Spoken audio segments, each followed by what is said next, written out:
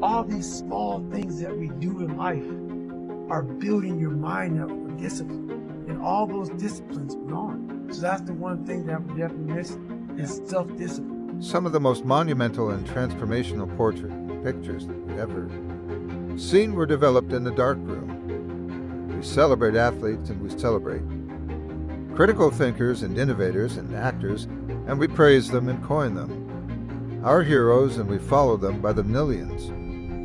We love what they do in public, but you don't know the story behind the glory. It started off with the Rocky and Rambo movies. It was kind of like my father's when I was coming up. But then when I finally met this guy named Scott Guerin, this guy that fell off it, he had a parachute accident. A guy crashed through his parachute and he fell 13,000 feet, pretty much to his death because his parachute collapsed and he fell 120 miles an hour to the ground. I mean, that picture in the book. It's disgusting, right?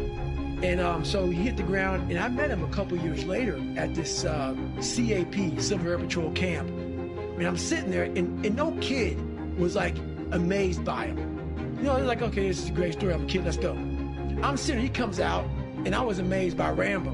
Like at a young guy, like, oh my God, this is the real Rambo. He came out, he had, he got his throat cut open, to open up his airway. And so I saw he got trached, and I saw all these different things. I was like, my God, he came out talking all like Clint Eastwood, and he shared the story, and he's all hardcore. And I started following this guy, but he didn't know I was following. So for a week long, he did push-ups, flutter kicks, and all. I was like, man, that is the real Rambo.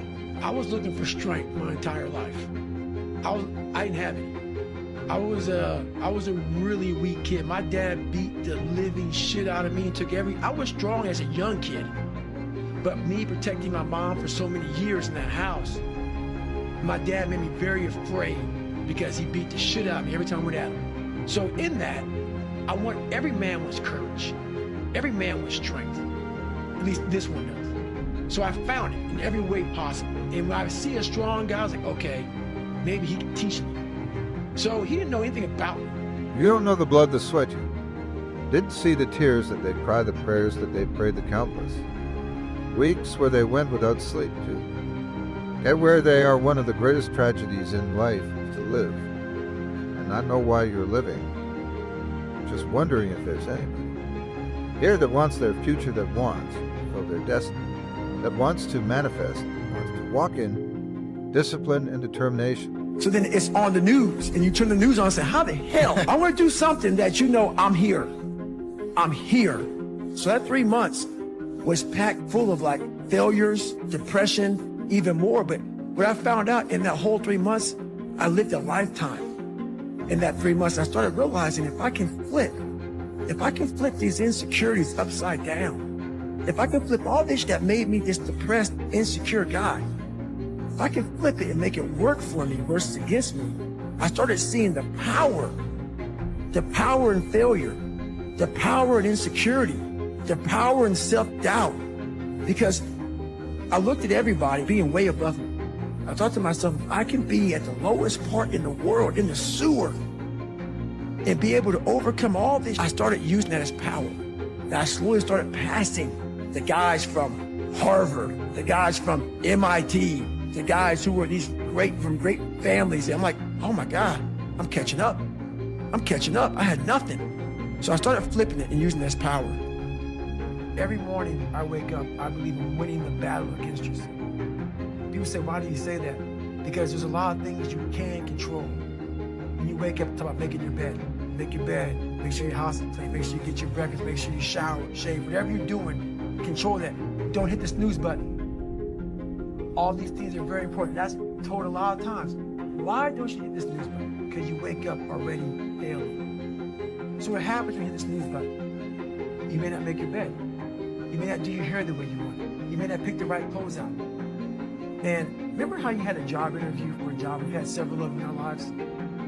What did you do the night for that job? Weeks for the job, and you had it. You prepared your bowl out, your oatmeal, your cereal, whatever you had in the morning time.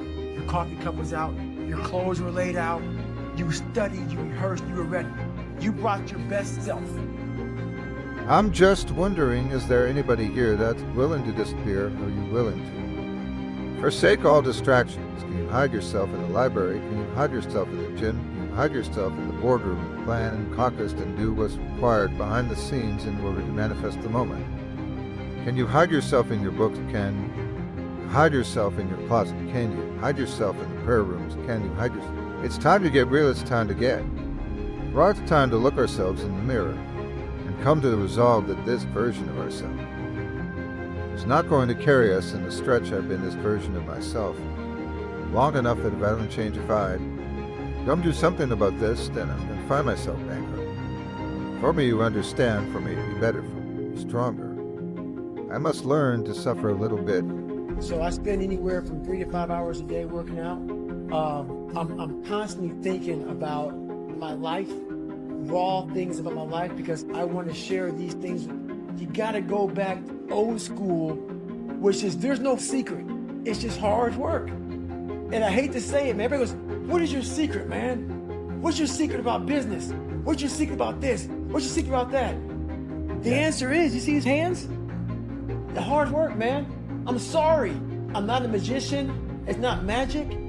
It's literally, you're going to have to wake up and you're going to have to sit there and say, today's going to suck. And then when that day is over, you're going to wake up again and say, the next day is going to suck. And that's going to be your life. Unless you're this guy who sits back and says, oh, I have this great idea. And it happens to work. And you could be some lazy fat ass that sits back and makes millions of dollars off of some idea. But the majority of it could just wake up every day, punch that mental time clock and say, this is gonna suck. Today I was running, and this guy passes me in the car. It's about 100 degrees out here, 70% humidity. And the guy comes back around, looks at me, he pulls his car by me and says, why are you out here? I said, because you're not. Sometimes your motivation needs to be because no one else wants to do it. We need doctors, we need dentists, we need teachers. We also need savages. This message I do is not for everybody. I'm not asking you to be like me. Do you. Stay hard. So many people, before I give them a workout plan, they'll talk about recovery. Everybody that hears me speak, they want to go straight to recovery. Work out for me. We are always looking for, like whenever I talk to people, people take my words and they put it in a way to where they want to feel comfortable. I must learn to struggle a little bit. I cannot reap the rewards of success without understanding what struggles. Success is not automatic.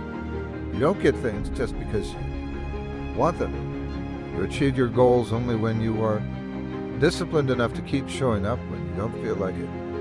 You're going to put the blood, you're going to put the sweat, you're going to put the tears. You're going to lose sleep. You're going to go days without eating. You're going to do whatever it takes to make. The sacrifice is necessary, and at best there are too many people in your life who have left you. There are too many people in your life who have counted you out. There are too many people in your life who have whispered in your ear and said you'll be worse off. Without them, prove them wrong. It's time to commit, focusing on you.